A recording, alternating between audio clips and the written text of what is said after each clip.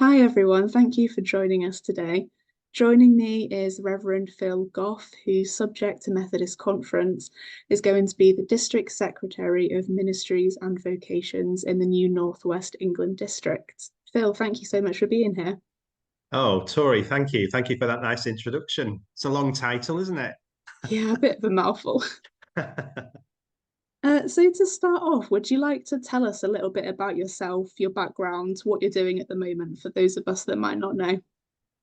Of course, yes, Tori. Thank you for this opportunity, first of all, and for those who've kindly offered me good wishes since the announcement.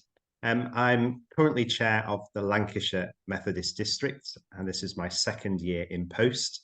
It was always from the beginning one that was going to hopefully run out this year as we become part of the North West England District.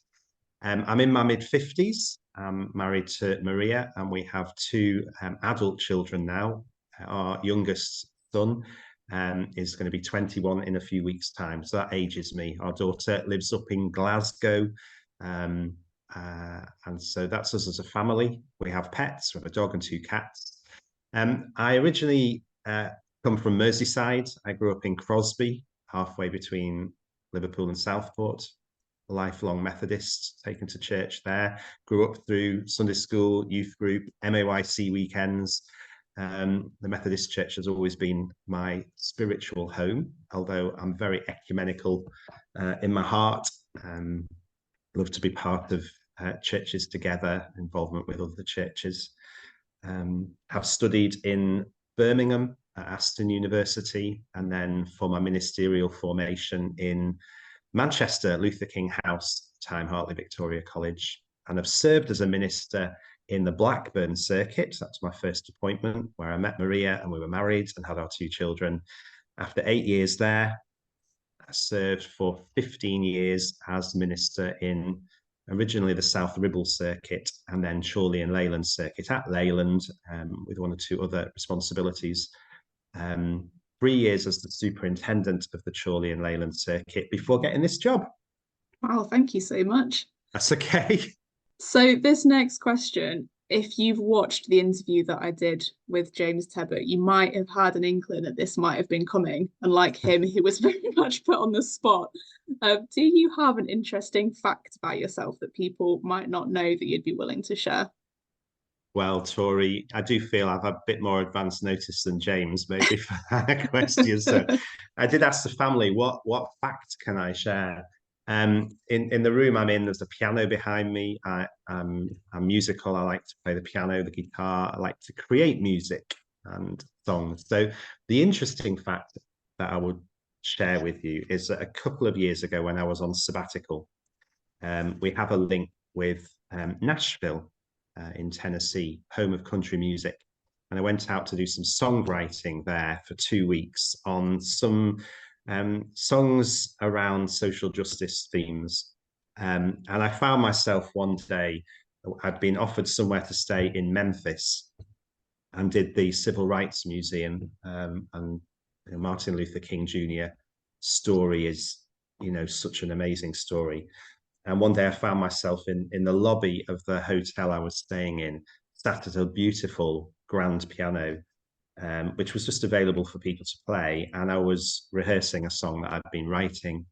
And the janitor came up and said, "We've been listening to you playing and singing, really like what you're doing. He just said, you might like to know that this is a piano that Elvis used to sit and play at when he was staying here at the hotel." And it was one of those moments where, so yeah, I composed one of my songs, sat at a piano in Memphis where Elvis Presley used to play.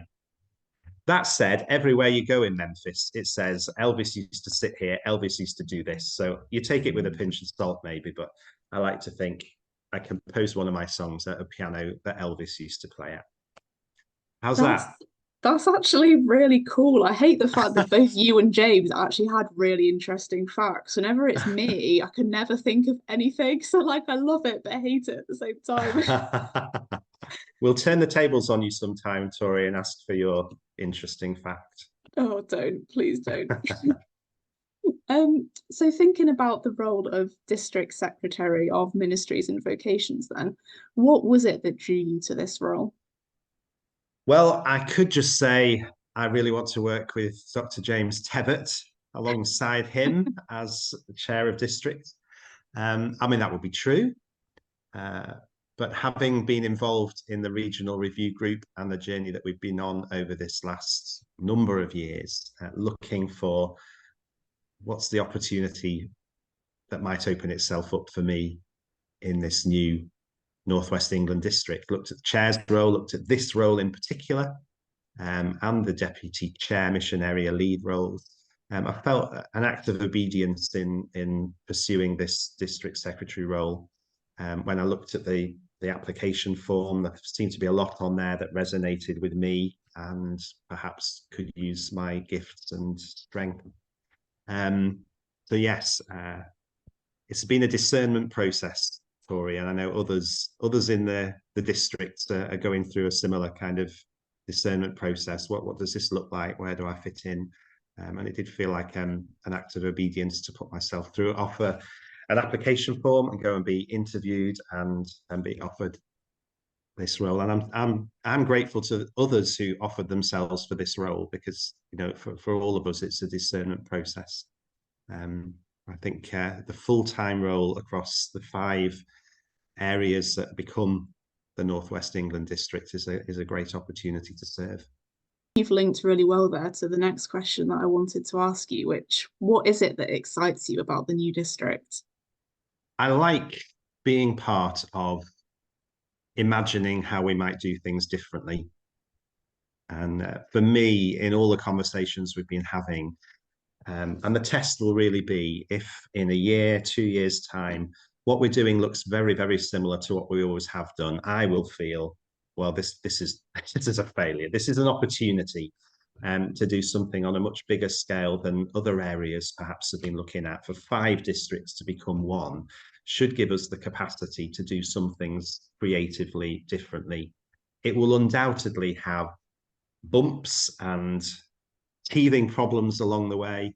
And Methodism really does need to be doing some things quite differently and imagining new ways of being. So I hope that I bring an enthusiasm for that into the role.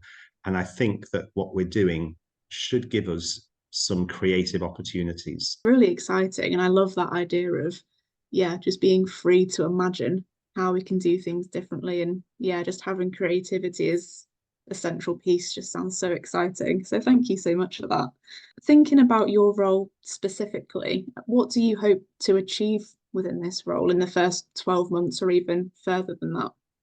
There's a huge piece of work to do. I mean, the role involves those who are exploring ministry, candidating for ministry, those who are probationers or in early years of ministry, continuing development in ministry, looking at supervision and ministerial development review, all those side of things, and support for local preachers and worship leaders in training and ongoing training, looking at chaplaincies and a whole range of lay ministries. So building a good network of relationships that reach into every part of the new district, every corner, every circuit, and beginning to establish good working patterns with people who are doing amazing work on the ground. That all sounds amazing. It reminds me of what James was speaking about as well when I interviewed him, about just that sense of collaborating together and working so closely together. And yeah, it's just so exciting, isn't it? Um, Before I draw this video to a close, obviously this is a big change for us all as we move towards this new district. So I wonder if there was just anything that you wanted to say, any words of encouragement to anyone that might be watching. Thank you, Tori. Yes, I'm conscious of where we are in the church cycle. We're well over halfway through Lent now. We're journeying towards Passion Sunday and Palm Sunday and Holy Week, and was reminded of Jesus's call. If you want to be a follower of mine, if you want to be a disciple, you have to deny yourself and take up your cross and follow me. And the journey through Lent and Holy Week to Good Friday and Easter Sunday is all about laying stuff down. And sometimes that stuff that's very precious to us, it's part of our identity, it's part of who we are and who we have been. But by laying those things down, we have an opportunity for resurrection and for new life. And I've been on my own journey of discernment, which has not always been easy. What's this going to mean for me? Where do I fit in? And I'm conscious of many other people, Tori, who are in that position right now. Where do I fit in? Is there going to be a role for me, either as a volunteer or as a paid member of staff? And the encouragement, I hope, is to anybody watching that there are large numbers of people who are praying for everybody in this. And for those who will lay some things down, and for all of us who in one sense, we lay down 5 old districts and take up a brand new one. The encouragement is to know that God is in that laying down and taking up. He's in the tomb and the resurrection glory, that God takes us through into new life. But yeah, just to be conscious of those for whom this is an unsettling time in lots of different ways, and to, in one sense, gather as a people across Northwest England district to pray for one another and pray that we get all the right people in all the right places. Thank you so much for that, Phil. That was really encouraging and powerful, actually, at the same time. So thank you so much. And thank you for your time today as well. It's been really good to chat and kind of get a sense of you and this new role that you're heading into. All the best with it. And I'm sure we'll hear more from you very, very soon. Thank you, Tori.